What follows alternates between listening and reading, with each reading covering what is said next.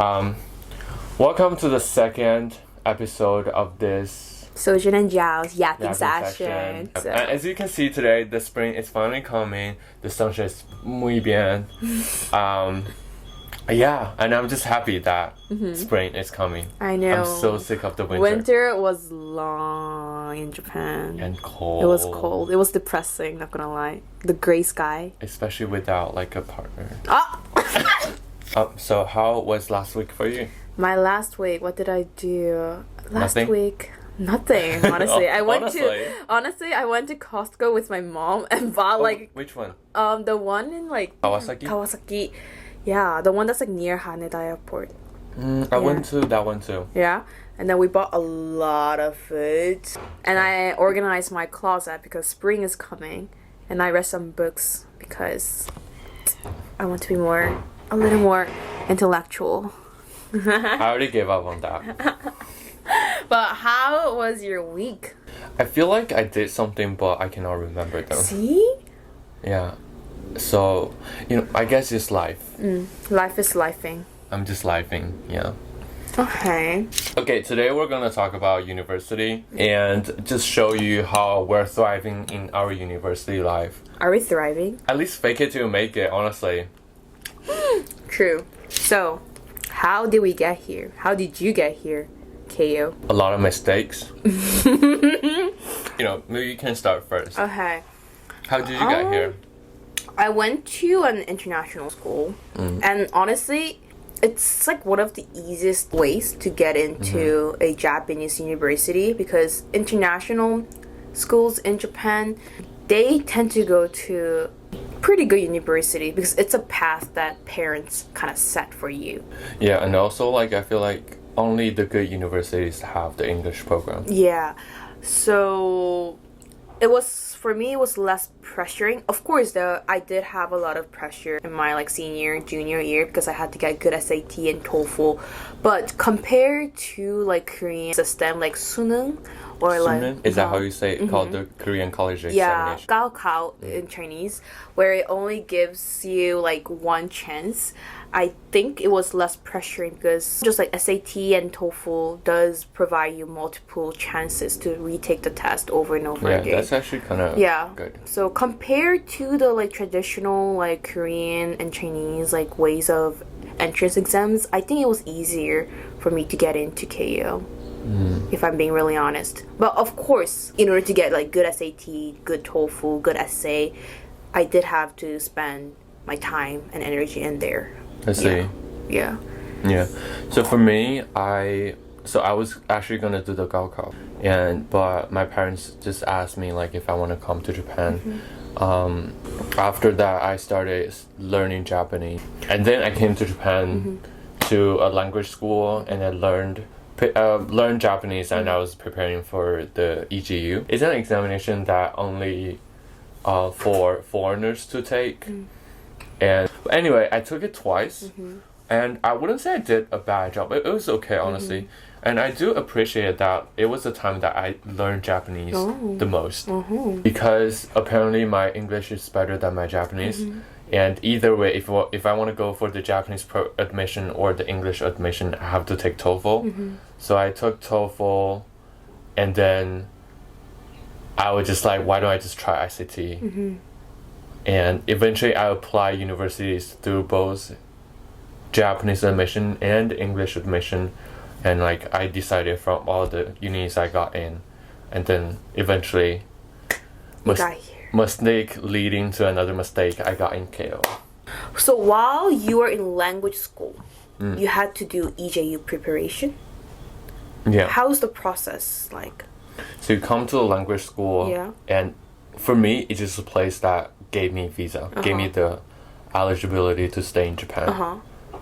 And at the same time, the language school, I think some language schools, they have classes for EGU, but many of the school that don't really have it, or many of the school, the content that they teach is very childish.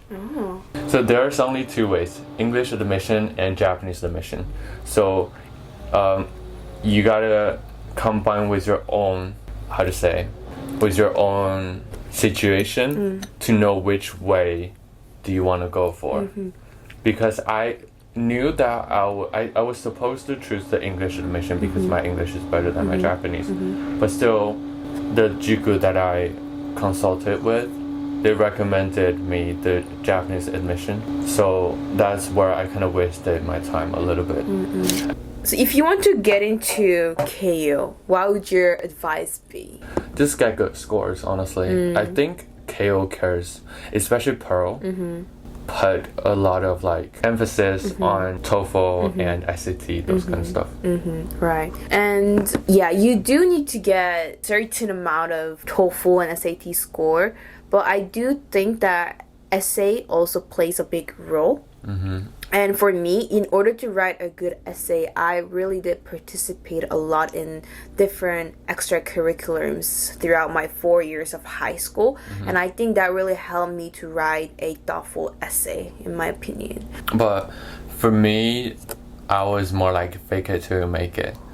So I feel like a lot of stuff that students do, it just how you package it. Yeah. No. We call this personal branding, not packaging. Personal branding.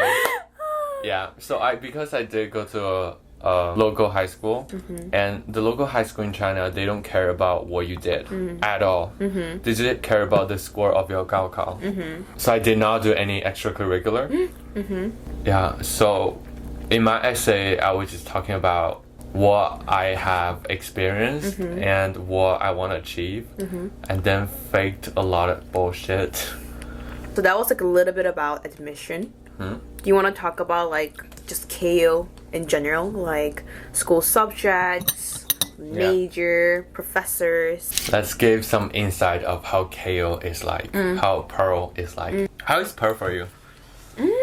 It's interesting because the major is economics, but in the first and second year, we don't learn economics much. I mean, you kind of learn microeconomics, you know. But like those are really basic intermediate economics. We don't go really deep. But I did hear that in your third and fourth year, you do learn more specialized economic classes. So I guess we will suffer more next semester actually. Not next semester, from September.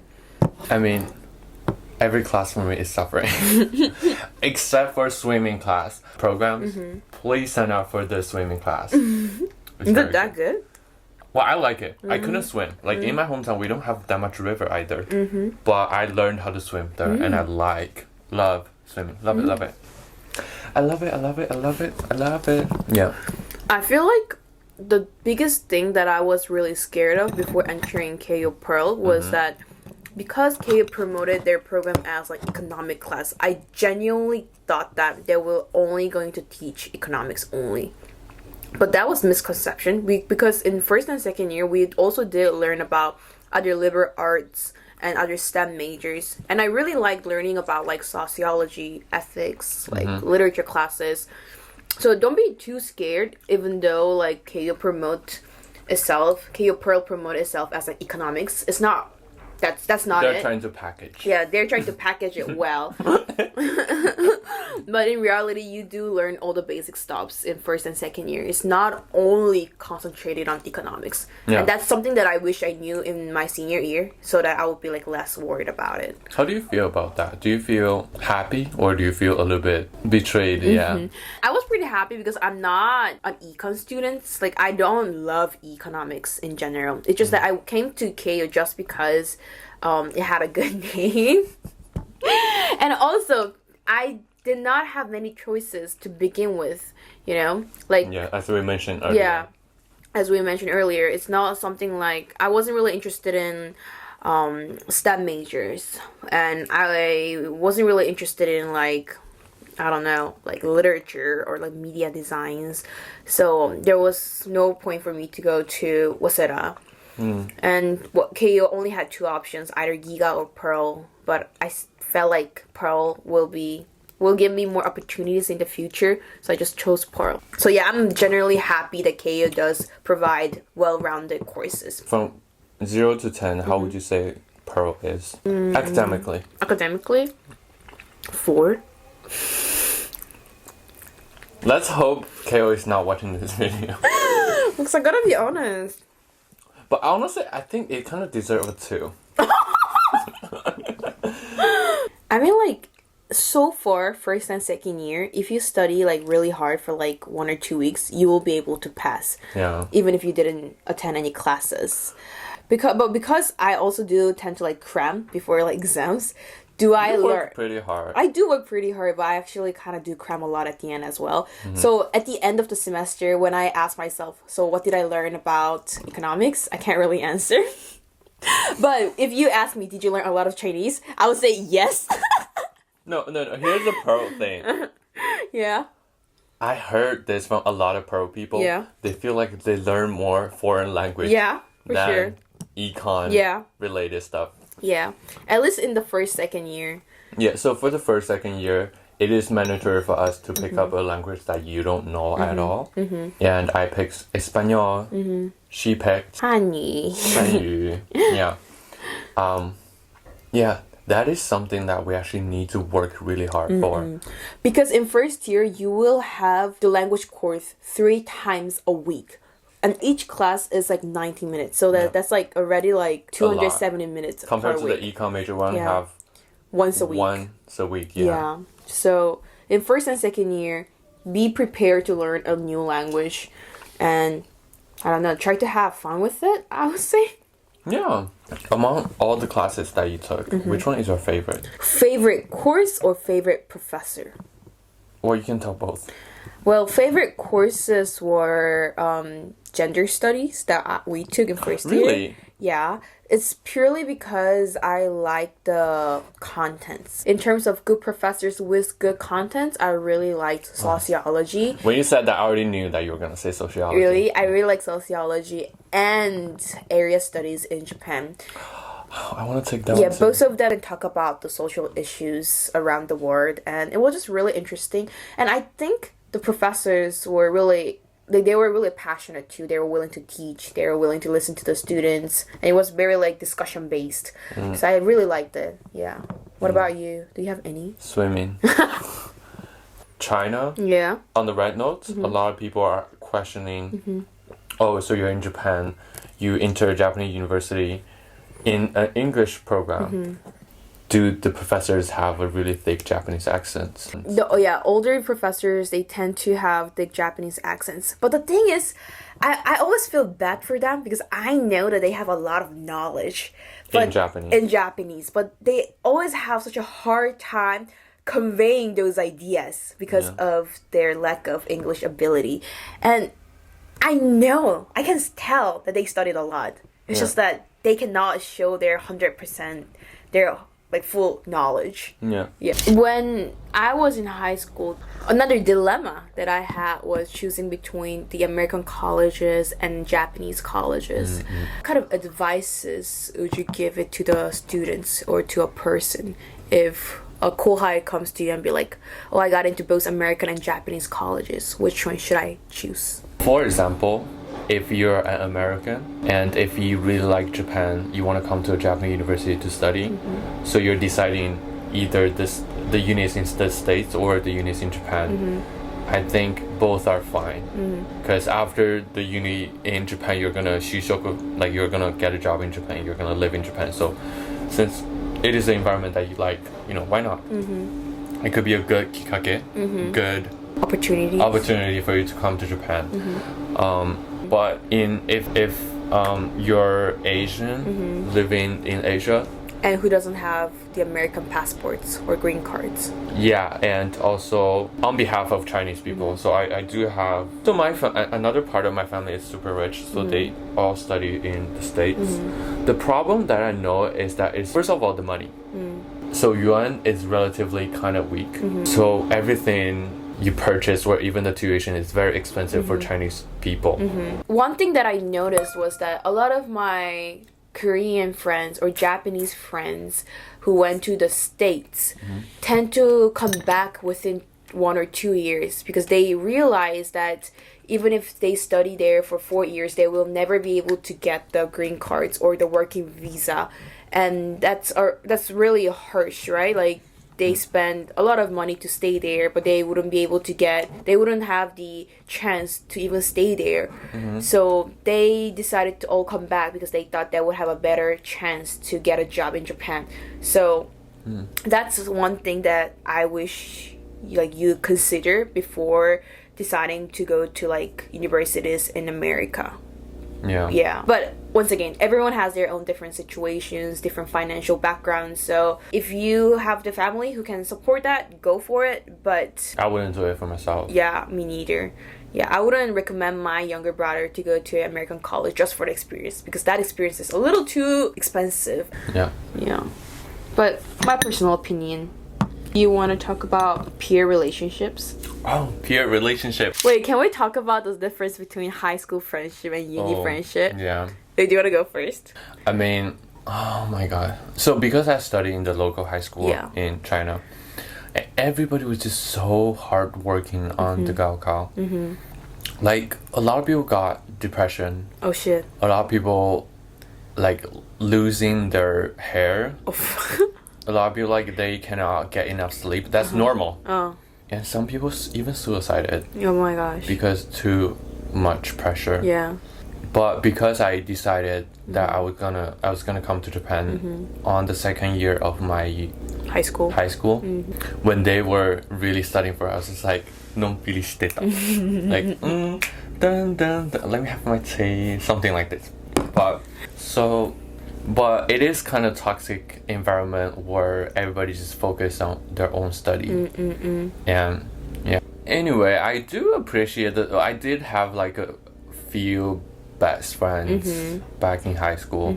I think because the community was pretty small, so it's like a hit or miss, you know. If you find some good friends in there, you will be good friends. Whereas, what about your peer relationship back in high school? I myself was a really competitive person, so it was kind of hard to make genuine friendships, especially if I was aiming the same university or same or majors in. But yeah, most of the friends that I made in college, they feel really different because being in college means you're exploring different areas of your life and other passions in your life. So when my friends are going to different directions to pursue the things that they really wanted to do, I genuinely am happy for them and I wish the best things for them, for sure. Yeah. So I didn't make any friends in the Japanese language school. I think there was pressure and there was, you know, you're living in this country alone. So a lot of people are kind of wicked. Anyway, a lot of people, they're just, I don't know. So one thing that I said before, I love Chinese people because, you know, I'm Chinese. I love my people, but I do not like Chinese people in Japan. Somehow they're just not my kind of people. So I really had a hard time in language school. I didn't make any friends in language school, but I feel like the relationship between the uni friends. When I was in first year, I really tried to make friends with everybody. I really want to try to expand my social network. But after knowing all the people for a year, I feel like I really just don't care about other people that much. Not because I don't care about them, it's just like, okay, we know each other. So everybody has their own stuff to do. Like if you go on Instagram, I feel like a lot of people are doing their own stuff, right? Yeah. The relationship, I feel like, so because in the first year I really tried to make friends with a lot of people, so that's what we talked about, like, you don't want to be in like a typical clique. But after the first semester, the cliques were all formed. Yeah, kinda. Yeah. So even though we didn't have the mentality of forming a clique, but now we have a clique. And I love my friends. I genuinely do appreciate that I was able to make that for people. There are a few people that I don't get along that much, and I don't think it's my problem. What I'm trying to say is, I think the daijina koto is to find your own tribe. Yeah. I think after all the bullshit I have said, I think that's the most important thing, because I am appreciated, especially if you're if you're a foreigner, if you came to Japan, you gotta find your own community. You gotta find like good friends. So for example, in our clique, it's very like balanced. So we got the entertainer. Obviously, the interesting one is May. Here, who's next? Harry. Wait, how? Henry. The brain of our group. And the Yusuke. Get the muscle builder. Oh, and also the computer, and then the tech guy. the tech guy. Yeah. That's the STEM major people. Yeah. Wait, what's my role? 男3人だったらじゃない It's a little bit toxic masculinity. You're the glue. Well, in my conclusion, I think I'm not gonna talk about like high school relationship or like language school. In uni, I just think you need to find your own community if you wanna, especially if you're a foreigner, trying to. It does not just limit in the uni perspective, in the uni spectrum. If you are a foreigner living in Japan, you gotta find your own community or partner. Yeah. So, love people, get loved by people, a lot of love. Yeah. So Get your own community, find your fun people. Yeah. And be appreciated. Yeah. I think the only reason why I was able to like stay in Keio and push through was because I met the right people.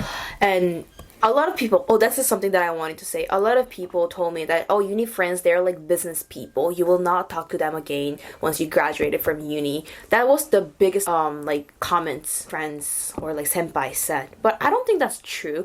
Like, the friends that I made in college, like, they are really important factors in my life. They make my 20s so much more fun, more meaningful, and I do learn a lot from my friends. So if that's what you're thinking, and if you're thinking that because people said college friends don't last long, I would even try, no, don't have that mindset. But like what I'm trying to say here is that friends do make a big difference in college, and you have to really put your out there to make the right friends. I'm just telling you that there are gonna be people that just your people. Yeah. At the same time, there are just people that just simply are just not gonna be your people. Yeah. And you have to be okay with that. That's how life works. You cannot be friends with everyone. Yeah, exactly. So don't try to get befriended with everybody like me before. But at the same time, I feel like a lot of people, we didn't get along. We didn't like get very close. Not because we don't like each other, or not because we don't. It just never happened. Yeah. Yeah. That's it. Yeah. Do people really not care about you in uni? Can you really do anything you want and not get any judgment because college is such a big setting? I think people do care. Why? People do care because I care. Oh, okay. I say I don't care all the time, but sometimes I do care. And the fact that I do care and I'm like a careless person proves that everybody kind of cares. Yeah. Do you think people care? Do you care about other people? What they're doing or just them? I think I care, but I'm always busy doing my stuff too, in a way. That's good. Yeah, because I've been busy with doing YouTube, tutoring. I become curious what people do, but because my life itself is so busy to the point that I'm like, I gotta show off what I'm doing. I'm like busy showing off. Yeah, honestly, instead of that's seeing what people are I keep doing. telling you this. That's the thing that get me motivated to do my work. Like, I fucking saw this bitch posting everything on Instagram. I was like, this bitch is overworking. I gotta surpass this bitch. So I'm like, Please. Yeah. But yeah, you do work a lot. Not anymore, but I used to. I'm taking a little break. As you should. Yeah. So I can surpass. I'm getting back there soon. But yeah. But it's like my YouTube can be an example. Like, a lot of people do watch your YouTube. Honestly, all the Korean people, see, there's no connection for me to talk with them. Because, first of all, I'm not a huge fan of K-pop. Yeah. They're not a huge fan of Chinese stuff or whatever. Yeah. See, you're the glue. I'm the glue. When I was in first year, especially second semester, and Korean students would just come to me and be like, oh, I know you. You're the guy in the Sojin's video. I was like, oh, I'm the guy in the Sojin. Yeah, so I thought people would not care at all. Like, people do care a lot. But like I realized that a lot of people actually do watch my YouTube and they do care. Not care, but like they are interested in what I'm doing. So I was like, oh, I should be careful with what I'm posting. Yeah. is what I thought as well. It's a misconception if people say, oh, people don't care, so do what you want to do. More or less, everybody cares. Yeah. And I think that's just a human thing. People want to know what other people are up to, and it's some instincts that we cannot deny. So whenever I'm watching what other people are doing, I subconsciously put myself to compare with them. Even I know it. Like I know I shouldn't be doing this. So at the same time, I tell myself, oh, I'm also doing a lot of stuff. I'm also doing my own stuff. I'm on the right track. I have my own path. I don't have to compare with everybody. So I do think if you're the person who cares what other people are doing, I mean, it's okay to care. Yeah, it's not a bad thing. But you have to be able to use those negative emotions to motivate you to do better, but don't let that feelings overwhelm you or consume you. Yeah. I know it's really hard, and I struggle with this a lot. Like back in high school, I struggled with this so much to the point that I had to delete my social media because it was really bad. But one thing that I realized is that avoiding is not the answer. You have to be able to deal with those emotions to actually overcome that feelings. So it's a journey that you have to take if that's... I like the way you're saying. If it's a journey that you have to take to become a better adult. Yeah, I like that way of saying. It's a journey that you have to be underwent by yourself. Yeah. To explore or to become a better self. Yeah. Yeah. Period. Now we want to talk about outside of uni, like how people outside of Keio perceive us and how Japanese society kind of treat us in a way. Yeah. Like how they perceive. Yeah, Keio people. Keio privilege does exist. For real. And we take advantage of it. Yeah. For sure. Yeah, because a lot of the time, like document screening, those kind of things goes quite smoothly if you have the Keio degree. So that's something that I really appreciate, and that definitely makes my life easier when I'm finding for an internship or arubaito in general. Yeah. So we cannot say much on the corporate like job hunting, but we did apply for an internship and like all this stuff, right? When applying for those positions, regardless of your eligibility on like language or specified skills, the Keio brand does get us through every first like gakureki filter. But the problem comes in when there is an interview. Interview, yeah. And also, in my private life, whenever people ask me, oh, what are you doing in Japan? I was like, I'm studying in Japan. When they be like, what are you studying? I was like, I'm studying in uni or whatever. And then they asked me, which uni do you go? I was like, I go to Keio. And suddenly, honestly, I feel like this mindset that is kind of built in the Asian people, they always compliment. Yeah. They're like, you must be smart, you must be rich. Or... When you're in Japan and when you're a foreigner, people do treat you kind of differently. But when you say that, oh, I belong to this Keio organization or Keio University, the way people treat you suddenly changes. Honestly. Yeah. It's a hard truth that I don't really like, but or the way people behave around you definitely change it. And it's really ironic, I would say. Ironic, yeah, for sure.